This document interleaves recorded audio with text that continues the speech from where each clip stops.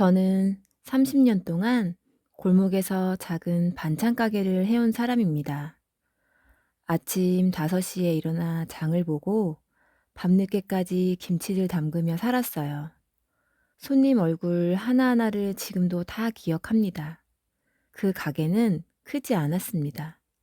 하지만 제 인생의 전부였고 30년을 버텨온 제 자존심이었죠. 그런데 어느 날 그 가게에서 저는 더 이상 사장이 아니었습니다. 누가 제 자리를 대신 앉았는지, 그리고 왜 아무도 제 편이 아니었는지, 오늘 이야기는 그날 제가 처음으로 가게가 아니라 사람을 잃었다고 느낀 순간부터 시작합니다. 조용히 잠시만 귀 기울여 주세요. 찾아주셔서 감사합니다. 이곳은 사연끌림입니다. 사장님, 오늘 멸치볶음 맛있겠어요. 사장님 김치는 진짜 최고예요. 그 말 한마디 한마디가 제가 그 가게를 지켜온 이유였어요. 그런데 어느 날 작년 가을쯤이었어요. 며느리 유라가 제게 이렇게 말했습니다. 어머님, 요즘 장사 힘드시죠? 제가 좀 도와드릴게요. 처음엔 고마웠어요. 솔직히 나이 들면서 체력이 예전 같지 않았거든요. 무릎도 아프고 새벽에 일어나는 게 점점 버거워지고 있었습니다. 유라야, 그래도 네가 직장 다니는데 괜찮겠어? 괜찮아요. 재택도 많고 시간도 돼요. 어머님 혼자 하시면 너무 힘드시잖아요. 며느리는 원래 말이 많은 편이 아니었는데 그날은 유난히 적극적이었습니다. 아들도 옆에서 거들었어요. 엄마, 엄마, 유라가 도와주면 좋은 거 아니야? 요즘은 온라인 마케팅도 해야 한대. 저는 그냥 고마운 줄만 알았습니다. 처음 일주일은 정말 좋았어요. 며느리가 와서 청소도 해주고 손님 응대도 해주고요. 저는 뒤에서 반찬만 만들면 됐습니다. 어머님, 이제 편하게 요리만 하세요. 계산이랑 정리는 제가 할게요. 그렇게 말하는 며느리가 기특해 보이기까지 했어요. 그런데 한 달쯤 지나면, 한 달쯤 지나면서부터였습니다. 뭔가 조금씩 이상했어요. 어느 날 10년 넘게 다니신 단골 손님이 오셨습니다. 사장님, 오늘 깍두기 좀 많이 주세요. 제가 포장하려는데 며느리가 슬쩍 다가와 말했어요. 어머님, 제가 할게요. 그리고는 손님께 웃으면서 말했습니다. 저희 반찬 맛있죠? 요즘 제가 레시피를 조금씩 바꾸고 있어요. 레시피를 바꾼 적은 없었습니다. 제가 30년 동안 늘 똑같이 해오던 맛이었어요. 그 말이 마치 제가 옆에서 구경만 하는 사람처럼 들렸습니다. 손님은 아, 그래요? 하고 나가셨지만 제 가슴은 괜히 답답해졌어요. 그날 저녁 저는 며느리에게 조심스럽게 말했습니다. 유라야, 레시피는 그냥 원래대로 하자. 손님들이 익숙한 맛이 있으니까. 며느리는 웃으면서 대답했어요. 어머님, 저도 어머님 레시피 그대로 하고 있어요. 그냥 손님들한테 설명만 한 거예요. 요즘은 스토리텔링이 중요하잖아요. 스토리텔링이요? 저는 그 말이 왜 반찬 가게에 필요한지 잘 모르겠더라고요. 그리고 결정적인 순간이 왔습니다. 이번 달 초였어요. 새로 이사 온 젊은 부부가 가게에 들어왔습니다. 저는 주방에서 김치를 담그고 있었고 며느리는 카운터에 있었어요. 안녕하세요. 여기 반찬이 맛있다고 들었어요. 아, 네. 어서 오세요. 뭐 찾으세요? 며느리의 목소리는 밝았습니다. 손님이 이것저것 물어보다가 문득 이렇게 말했어요. 사장님이 직접 만드시는 거예요? 그때였습니다. 며느리가 환하게 웃으며 대답했어요. 네, 제가 운영하고 있어요. 저기 계신 분은 시어머니세요. 원래 어머님이 하시던 건데 이제 제가 맡아서 하고 있습니다. 저는 김치 물기를 무- 저는 김치 물기 묻은 손으로 그대로 둔 채 한 걸음도 움직이지 못했습니다. 손님은 아, 그렇구나 하고 자연스럽게 고개를 끄덕였어요. 며느리는 밝게 웃으며 반찬을 포장했고요. 그 순간 제 가게에서 저는 사장이 아니었습니다. 사장이 아니라 시어머니, 도와주러 온 며느리가 아니라 운영하는 며느리. 그리고 저는 저기 계신 분이었습니다. 손님이 나가고 가게 안이 조용해졌어요. 저는 며느리에게 물었죠. 유라야, 아까 손님한테 네가 운영한다고 했지? 며느리는 대수롭지 않게 대답했습니다. 네, 요즘은 제가 거의 다 하고 있잖아요. 어머님은 주방만 계시니까 그렇게 설명하는 게 편하더라고요. 편하다는 말이 그렇게 차갑게 들릴 줄은 몰랐어요. 아니, 그래도 이 가게는 어머님, 너무 예민하게 생각하지 마세요. 손님들은 누가 사장인지 잘 모르고 지나가요. 그냥 맛있으면 되는 거잖아요. 며느리는 웃으면서 다시 휴대폰을 봤습니다. 저는 아무 말도 할 수 없었어요. 그날 밤 집에 돌아와서도 그 장면이 계속 떠올랐습니다. 제가 운영하고 있어요. 저기 계신 분은 시어머니세요. 그 문장이 머릿속을 떠나지 않았어요. 혹시 제가 너무 예민한 걸까요? 며느리 말처럼 손님들한테는 정말 별로 중요하지 않은 걸까요? 하지만 가슴 한구석이 계속 무너지는 기분이었습니다. 30년 동안 제가 지켜온 가게였는데 제 이름으로 세금 내고 제 손으로 반찬 만들고 제 얼굴로 손님을 맞이했던 곳인데 어느새 저는 그 가게에서 저기 계신 분이 되어 있었습니다. 그 다음 날부터 며느리는 제 일을 하나씩 가져가기 시작했습니다. 아주 자연스럽게요. 마치 제가 실수하거나 잊어버린 것처럼 말하면서요. 어느 날 아침 저는 평소처럼 장부를 정리하고 있었습니다. 30년 동안 제가 직접 써온 장부였어요. 누가 얼마를 사갔는지, 외상이 얼마 남았는지 전부 제 손으로 기록해온 것이었습니다. 며느리가 다가와 말했어요. 어머님, 이제 이거 제가 할게요. 요즘 어머님 숫자 헷갈리실 때 많으시잖아요. 아니야, 나 안 헷갈려. 지난주에도 거스름돈 잘못 드렸잖아요. 손님이 10,000원 냈는데 5,000원으로 계산하셨어요. 그랬나요? 저는 기억이 나지 않았습니다. 그런 일이 있었나 싶었어요.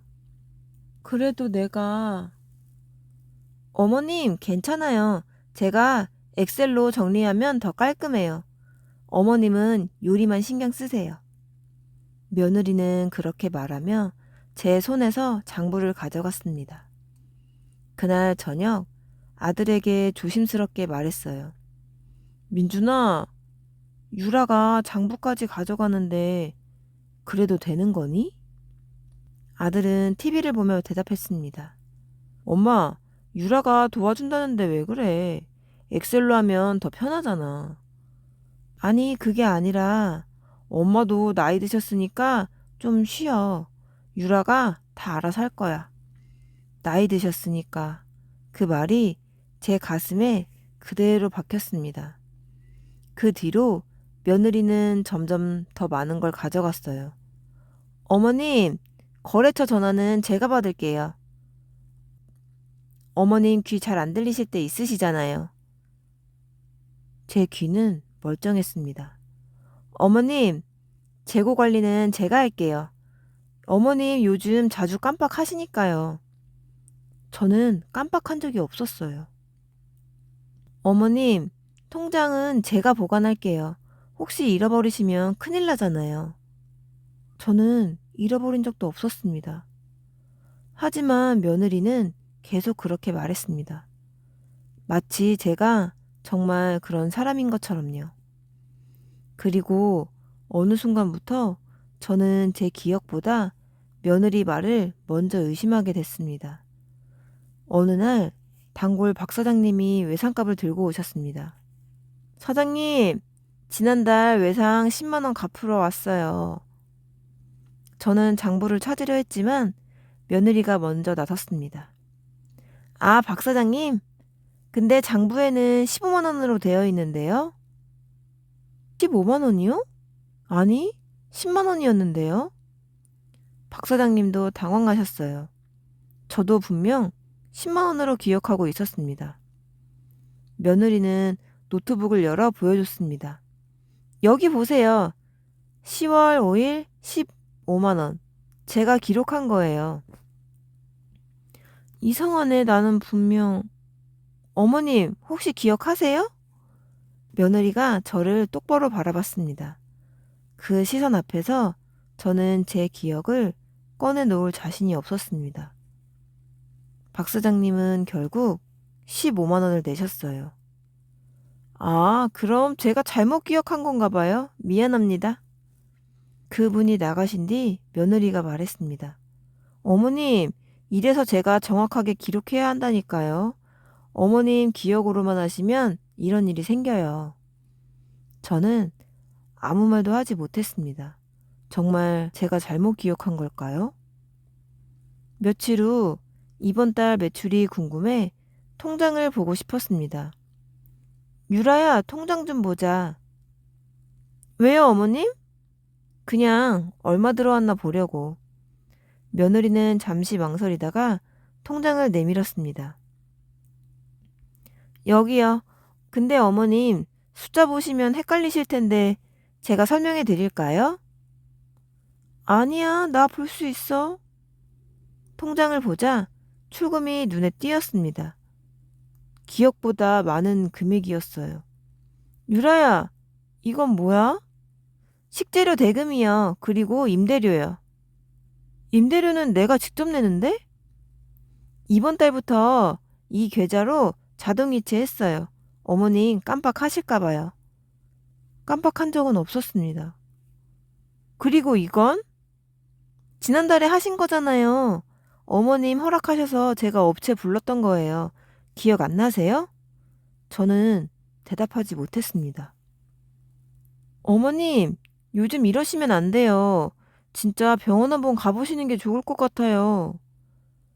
병원이라는 말이 머릿속에서 울렸습니다.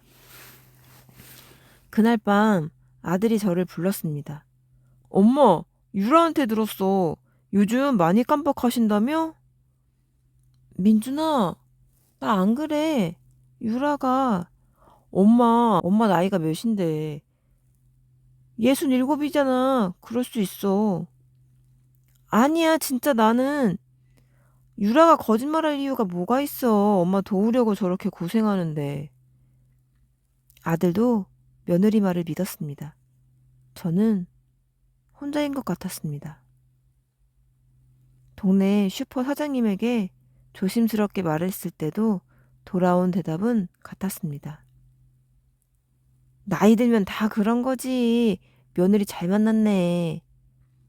아무도 제 말을 믿지 않았고 저조차 제 기억을 믿지 못하게 됐습니다. 며느리는 이제 모든 걸 관리했습니다. 장부도, 통장도, 거래처도, 가게 열쇠까지요. 저는 주방에서 반찬만 만들었습니다. 30년 동안 제가 운영하던 가게에서 저는 이제 그냥 일하는 사람이 되어 있었습니다. 그날 건물주 할머니가 가게로 찾아오셨습니다. 사장님, 다음 달이 재계약식이잖아요. 건물주 할머니는 이 건물을 20년 넘게 소유하신 분이었어요. 저보다 10살은 더 많으셨고 늘 저를 챙겨주시던 분이었습니다. 아, 벌써 그때가 됐네요. 그래요. 계약서 새로 써야 해서요. 언제 시간 되세요? 저는 달력을 보려고 했습니다. 그때 며느리가 끼어들었어요. 할머니, 그건 제가 처리할게요. 네가? 건물주 할머니도 잠시 저를 바라보셨습니다. 며느리는 웃으며 말했어요. 요즘 제가 가게 운영하고 있거든요. 어머님 연세도 있으시고. 서류 같은 건 제가 하는 게 나을 것 같아요. 그래도 계약은 사장님이랑 해야지. 할머니, 요즘은 젊은 사람 명의로 하는 게 더 좋아요. 앞으로 오래 하려면 그게 맞잖아요. 건물주 할머니 시선이 다시 제게로 왔습니다. 저는 아무 말도 하지 못했습니다. 며느리는 말을 멈추지 않았어요. 할머니, 제 명의로 하는 게 낫지 않아요? 명의만 바꾸는 거예요. 어차피 어머님 가게잖아요. 제 명의로 된 가게를 며느리 명의로 바꾸겠다고요? 유라야, 그건 어머님, 서류상으로만 바뀌는 거예요. 괜히 복잡하게 생각하지 마세요. 건물주 할머니가 조심스럽게 말했어요. 그래도 사장님 의견이 제일 중요하지 않나? 어머님도 찬성하세요. 그렇죠? 어머님도 찬성이시죠? 며느리가 저를 똑바로 바라봤습니다. 웃고 있었지만 그건 웃음이 아니었습니다. 어머님, 제가 이렇게 도와드리는데 네, 이 정도는 해주셔야죠. 그 말 앞에서 저는 입을 열 수 없었습니다. 건물주 할머니는 불편한 얼굴로 돌아가셨습니다. 생각해 보시고 연락 주세요. 사흘 뒤 간판업체 사람들이 가게 앞에 섰습니다. 간판 교체 맞으시죠? 네? 저는 아무것도 모르는 일이었습니다. 며느리가 나와 말했어요. 네, 맞아요. 여기 새 디자인이에요. 도안을 보는 순간 숨이 막혔습니다. 박정숙 반찬가게가 아니라 유란의 반찬가게. 유라야, 이게 무슨... 어머님, 요즘 트렌드예요. 제 이름이 더 친근해요. 그래도 내 이름인데 간판 하나 가지고 그러시면 어떡해요. 장사 잘 되라고 하는 건데. 며느리는 업체 사람들에게 고개를 끄덕였습니다. 그대로 진행해 주세요. 저는 그 자리에 서서 30년 동안 걸려있던 제 이름이 내려가는 걸 봤습니다. 그리고 며느리 이름이 올라가는 걸 봤어요. 그날 저는 가게 안으로 들어와 아무 말 없이 주저앉았습니다. 그리고 그날 밤 거실에서 며느리 목소리가 들렸습니다. 저는 화장실에 가려다 그 자리에 멈춰 섰어요. 응, 다 된 거나 마찬가지야. 웃는 목소리였습니다. 건물주는 좀 버티던데 곧 설득할 수 있을 것 같아. 어차피 노인네 말 안 믿잖아. 노인네 말? 저는 벽에 몸을 기댔습니다.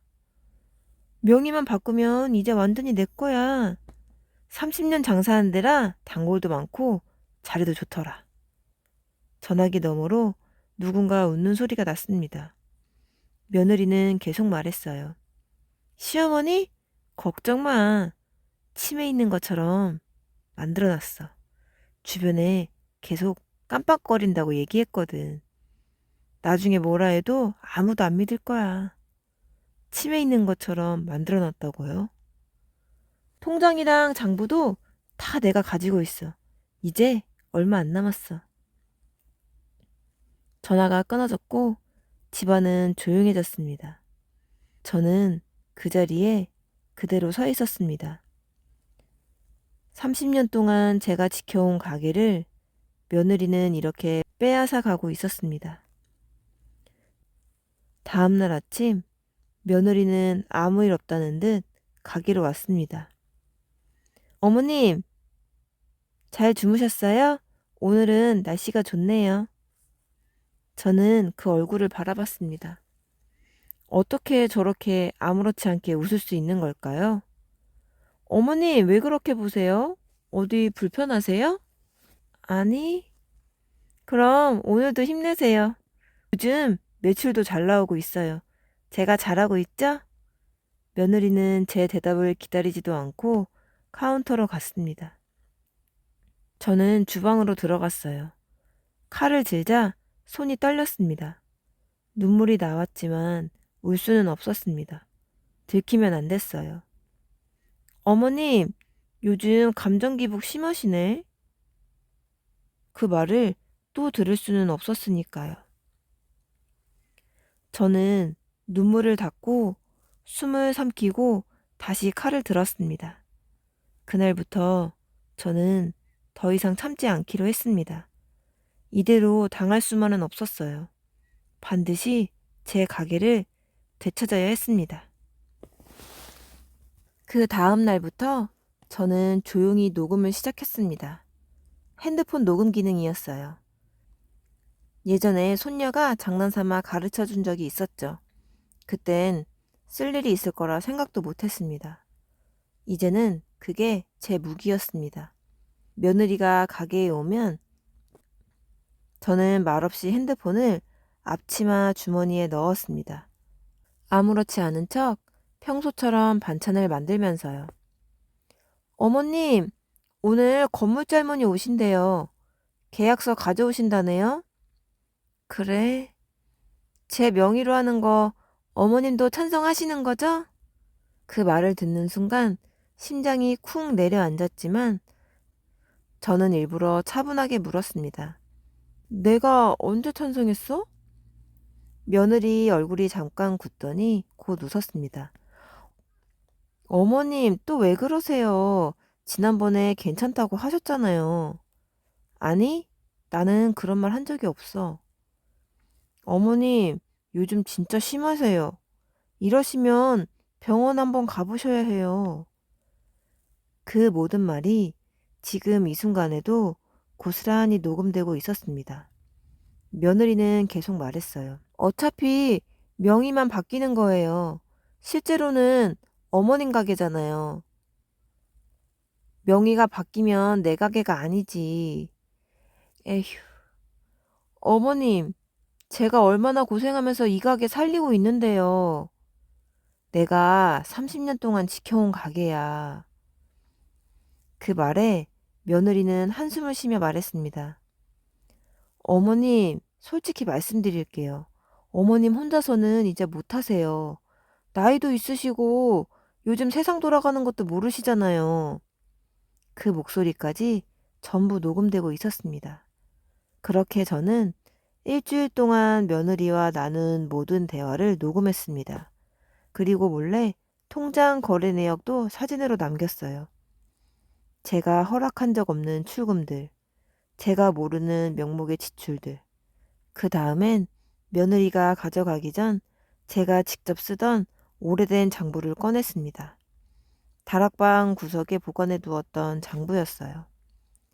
박 사장님 외상 10만 원. 제가 기억한 게 맞았습니다. 며느리는 거짓말을 한 거였어요. 그날 저는 처음으로 전화를 걸었습니다.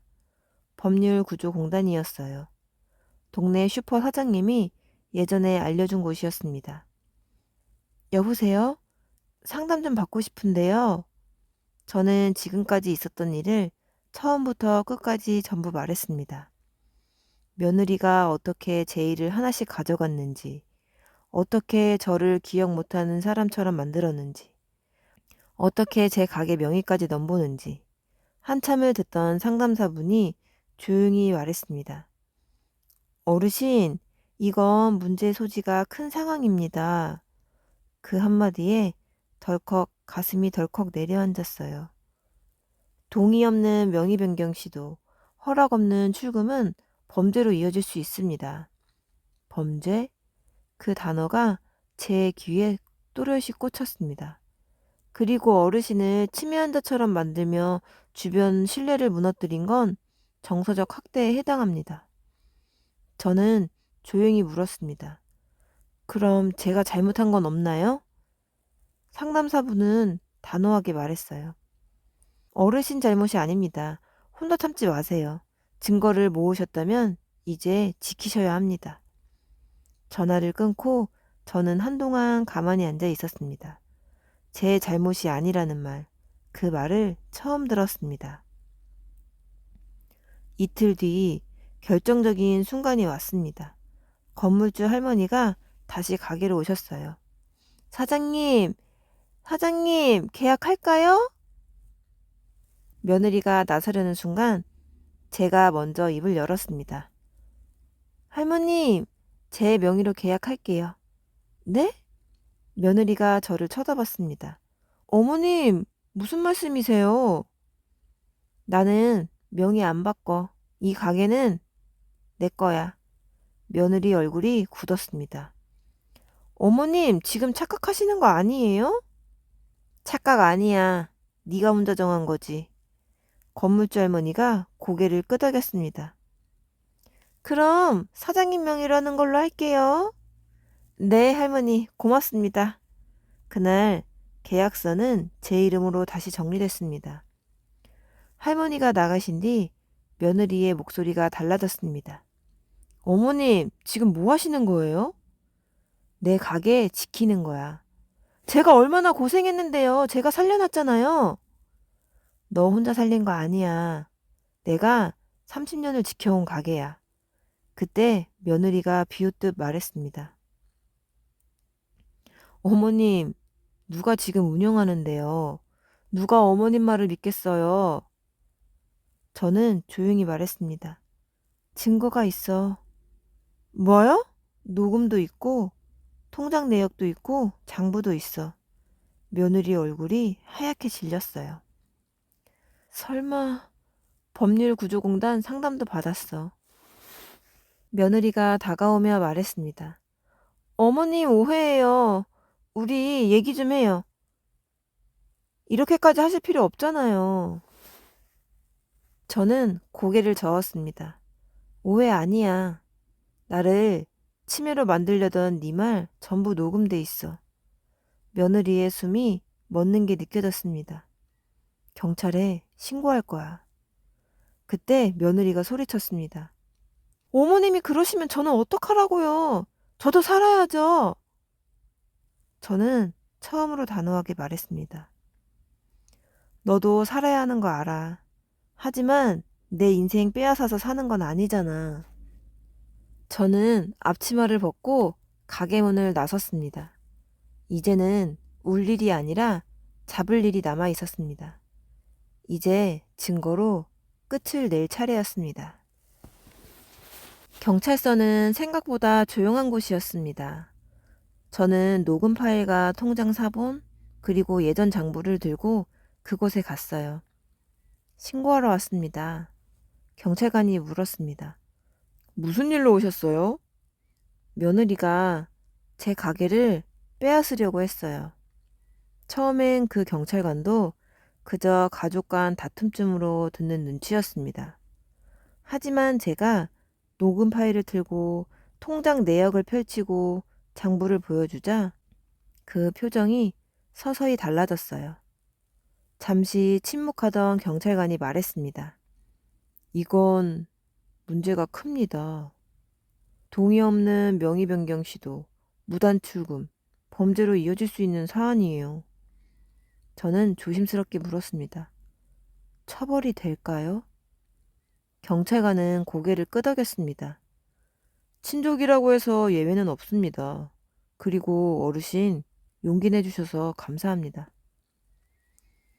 그 말을 듣는 순간 가슴 안쪽에 꽉 막혀 있던 게 조금 내려가는 느낌이 들었습니다. 며칠 뒤 며느리는 경찰서에 출석했습니다. 저도 그 자리에 함께 있었어요. 며느리는 저를 보자 말했습니다. 어머님, 정말 이러실 거예요? 우리 가족인데요? 저는 조용히 대답했습니다. 가족이면 이렇게 해도 되는 거니? 며느리는 울먹이며 말했어요. 저도 힘들었어요. 빚도 있고 살기 막막해서. 예전 같았으면 그 말에 흔들렸을지도 모릅니다. 하지만 이번엔 아니었어요. 유라야, 힘들면 말했어야지. 남의 인생을 훔치면 안 되는 거야. 경찰이 물었습니다. 피해자 동의 없이 가게 명의를 변경하려 한 것, 통장에서 무단으로 돈을 인출한 사실 모두 인정하십니까? 며느리는 한참 고개를 숙이다가 작게 말했습니다. 인정합니다. 그 순간 제 가슴이 조용히 울렸습니다. 결국 이 일은 재판으로 이어졌고 며느리의 행위는 유죄로 인정됐습니다. 그날 저는 처음으로 느꼈어요. 내 말이, 내 기억이, 내 삶이 공식적으로 맞다고 인정받았다는 걸요. 아들은 처음엔 제게 화를 냈습니다. 엄마, 어떻게 유라를 신고해요? 그래도 가족인데. 저는 차분히 말했어요. 가족이라고 범죄까지 덮어줄 순 없어. 아들은 아무 말도 못하고 돌아섰습니다. 그날 밤 저는 잠을 깊이 잤습니다. 후회는 없었어요. 며칠 뒤 저는 가게로 돌아왔습니다. 아직도 간판에는 유란의 반찬가게라는 이름이 걸려 있었어요. 저는 간판 업체에 전화를 했습니다. 간판 다시 바꾸고 싶어요. 어떤 이름으로요? 저는 망설이지 않았어요. 전에 쓰던 박정숙 반찬가게요. 30년 동안 써온 제 이름입니다. 일주일 뒤 제 이름이 다시 그 자리에 걸렸습니다. 그날 단골 손님들이 하나 둘 찾아왔어요. 사장님, 며느리분은요? 이제 안 와요. 제가 다시 합니다. 손님이 말했어요. 아이고, 다행이에요. 솔직히 며느리분 있을 때 뭔가 가게가 이상했어요. 그랬어요? 네, 느낌이 좀 이상했어요.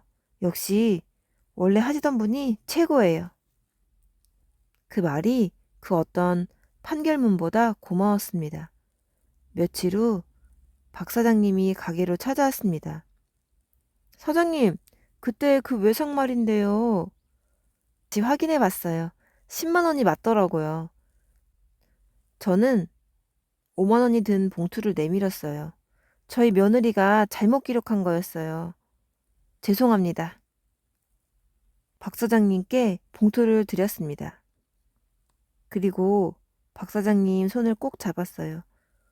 죄송해요. 고맙습니다. 그리고 그날 돈보다 더 큰 게 돌아왔습니다. 제 명예였습니다. 통장도 장부도 열쇠도 가게 운영권도 전부 제 손으로 돌아왔습니다. 며느리가 빼낸 돈 역시 법적인 절차를 통해 돌려받았어요. 한 달쯤 지났을 때 아들이 가게로 찾아왔습니다. 엄마, 왜? 엄마 말이 맞았어요. 유라가 저한테도 거짓말을 많이 했더라고요. 아들은 고개를 숙였습니다. 엄마를 의심해서 미안해요. 저는 잠시 아들을 보다가 말했어요. 다음부터는 누구 말이든 엄마한테 먼저 확인해. 아들이 고개를 끄덕였습니다. 알겠어요, 엄마. 지금 저는 다시 가게를 운영하고 있습니다. 새벽 5시에 일어나 장을 보고 김치를 담그고 손님을 맞이합니다. 무릎은 여전히 아프고 허리도 가끔 뻐근합니다. 그래도 괜찮아요. 이건 제 가게니까요. 얼마 전 젊은 손님이 물었습니다. 사장님, 여기 오래 하셨어요? 저는 웃으며 대답했습니다. 30년 했어요. 그리고 앞으로도 계속 할 겁니다. 손님이 말했어요. 와, 대단하세요. 저는 고개를 저었습니다. 대단한 게 아니에요. 그냥 제 자리를 지킨 겁니다.